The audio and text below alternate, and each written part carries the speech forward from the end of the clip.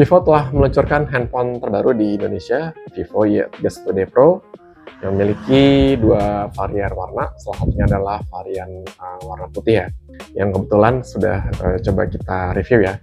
Ada beberapa hal menarik dari handphone tersebut. Yang pertama, masalah desain. Desain dari handphone ini cukup unik ya, karena di bagian punggung, terutama di varian setir putih ya. Jadi handphone ini memiliki apa yang dinamakan 3D coloring proses ya.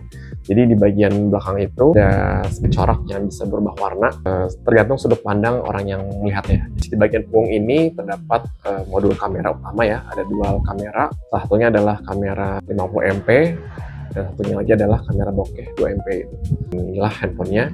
Dan yang lebih menarik lagi, selain LED flash, di sini juga ada fitur dynamic light. Dia bentuknya kayak cincin ya, ring seperti itu, dan dia bisa bernyala-nyala kalau misalkan ada notifikasi yang masuk. Kemudian di bagian depan ada layar 6,7 inci yang cukup luas ya. Kemudian sisi samping terdapat SIM tray ya. Di sini kita bisa colok aja pakai SIM ejector gitu ya. Dan kita bisa melihat di dalamnya ada dual nano SIM tanpa slot eksternal microSD. Dan di bagian bawah terdapat USB Type-C, speaker, dan juga mikrofon ya. Oke, setelah bagian desain, kita akan bahas bagian performanya. Jadi handphone ini sudah dilengkapi dengan chipset Qualcomm Snapdragon.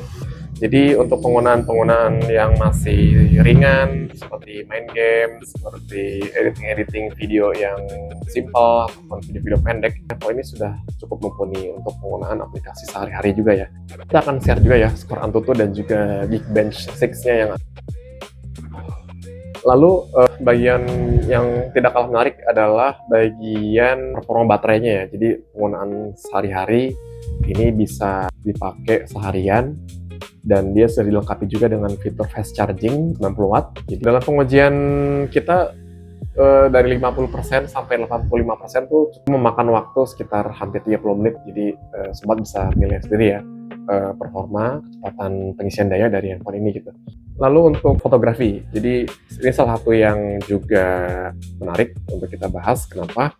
Karena dia sudah dilengkapi dengan dua kamera yang 50MP, dan untuk fotografi low light maupun fotografi di siang hari, handphone ini sudah mumpuni sekali di lingkungan outdoor maupun indoor. Ini memang belum telefoto ya, jadi sobat jangan berharap handphone ini begitu di zoom secara maksimal, hasilnya akan masih kelihatan noise gitu ya. Lalu untuk video ya, jadi untuk video sebenarnya terutama untuk mereka yang seorang content creator, handphone ini sebenarnya bagi mereka yang baru mau memulai konten, baru membelajar untuk terjun di dunia konten kreator, handphone ini sebenarnya bisa diandalkan untuk mereka yang masih pemula ya. Kemampuan untuk merekam gambar resolusi Full HD dengan 30 fps itu sudah cukup untuk menghasilkan video yang menarik ya.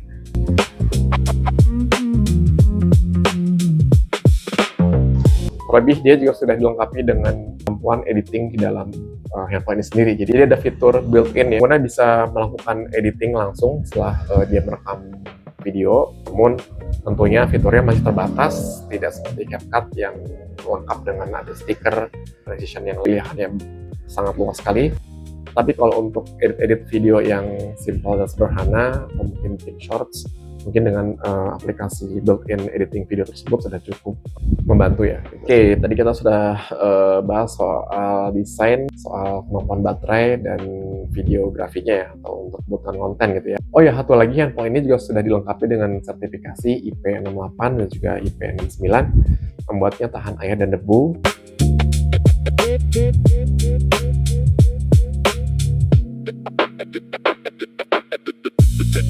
Yang perlu diketahui dari handphone ini adalah dia belum mendukung slot microSD ya, jadi tidak ada penyimpanan eksternal. Kemudian dia belum 5G, jadi sobat bisa mempertimbangkan kalau mau membeli handphone ini dengan harga yang terendah sekitar 4 juta.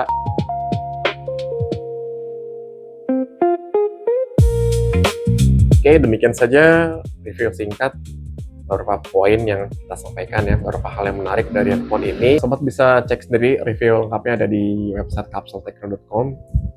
Gimana sobat, apakah handphone ini cukup worth it ya untuk kita beli di tahun ini untuk kebutuhan sehari-hari maupun untuk kebutuhan konten ya?